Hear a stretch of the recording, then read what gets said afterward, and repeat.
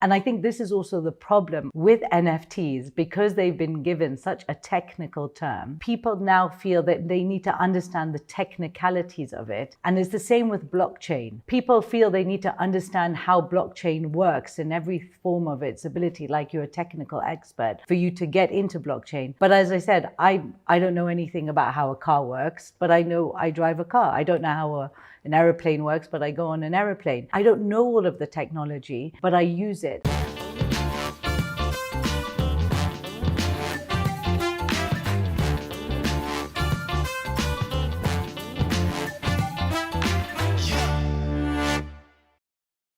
Let's talk first of all about how somebody goes from working in a financial services industry and then moves into art. How did that transition take place? You know, they talk a lot about when people get old and they're in the old people's home and they have a life of regret and they're like, I wish I should have lived a life that was more true to who I am.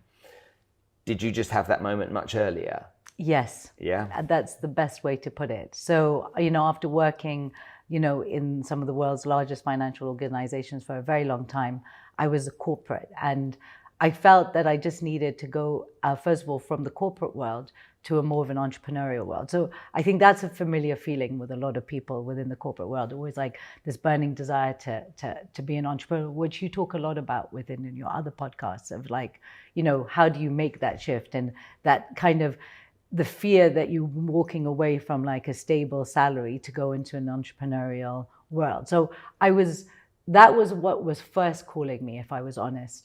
Then when I had that time to kind of figure out and understand where I was going, then my voice came. And I think that's why, then I created Voice No Art. And not everybody has it. And I'm very, very grateful and lucky to have felt I kind of tuned into the universe enough to feel and hear my own voice, so that I was being able to be authentic to myself and go back to a creative side that I had really kind of quashed, I would say, in my teen years and early 20s.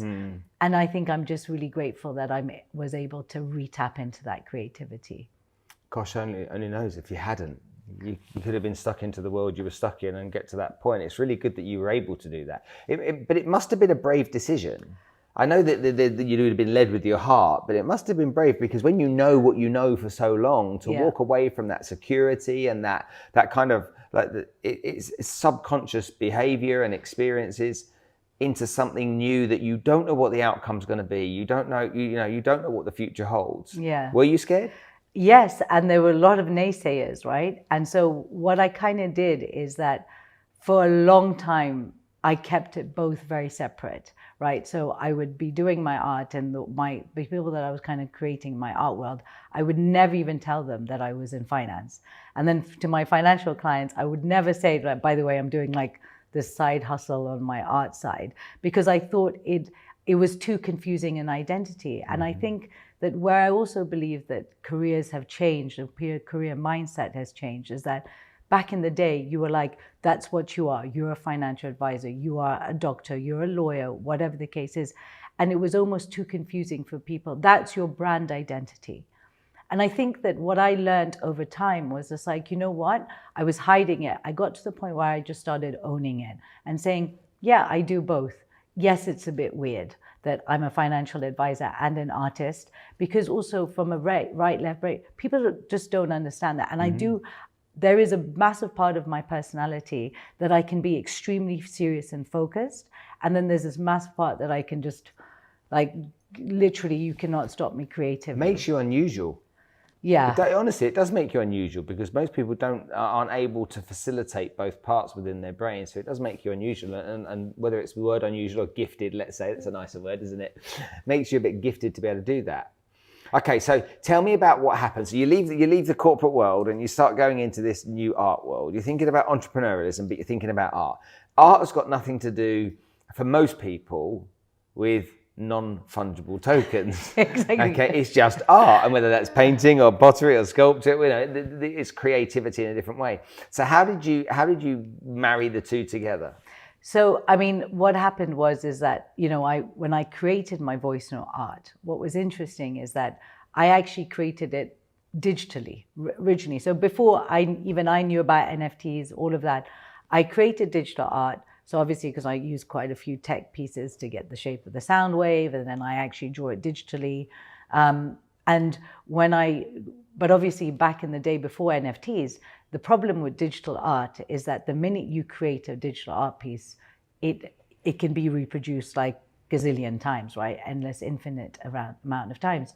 So how do you then, monetize that piece, right? So you're not just going to create a piece and then just put it out for people to enjoy. You want to also, because I come from the financial world, I don't mind, a lot of artists get so scared talking about money, but actually as an artist, that's your career. You need to find ways of how to make money from your career. Sell your product, yeah. It's not a bad word, but you see, what I also found very interesting is when I moved from the finance to the art world, it was almost like if you mention money, everyone's like, oh my God, she just talked about money. I'm like, no, that's normal, isn't it? I've worked with so many other people because obviously as a financial advisor, you work with so many different people in every sector. Yeah. But I was finding it so weird that art is one area where people were not allowed to talk about money. Let me take you back to being an entrepreneur, because this is kind of like the beginning of the journey of coming out of the corporate world.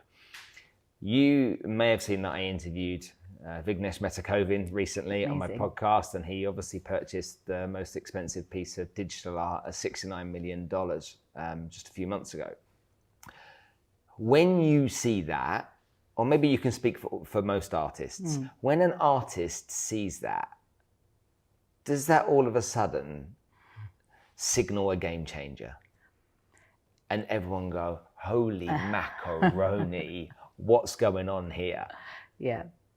Can you tell me what you think? Yeah, about that? definitely. First of all, I love Metakovin. I think he's a rock star, and I do love the fact that he's come from an Indian background, and he's also changing the narrative and telling a new story on that.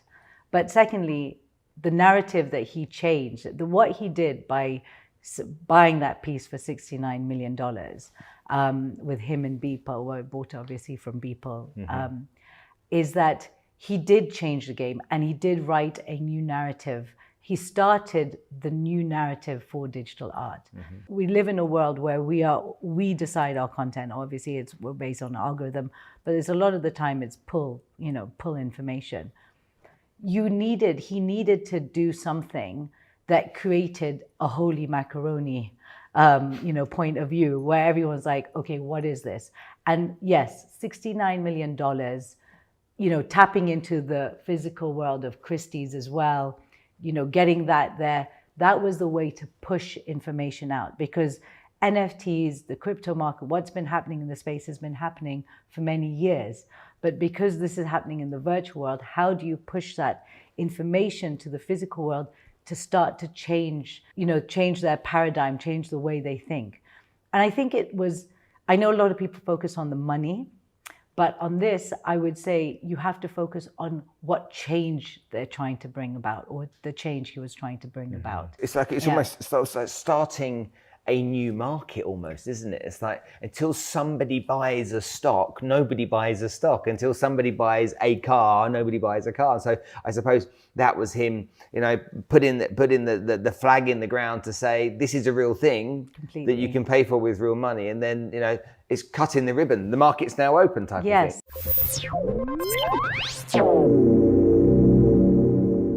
If you've enjoyed this episode, then click over here where you can get more episodes, or alternatively, you can click over there and subscribe, press the bell button to get your notifications going, so every single time we produce content, you see it first. I'll see you on the next episode.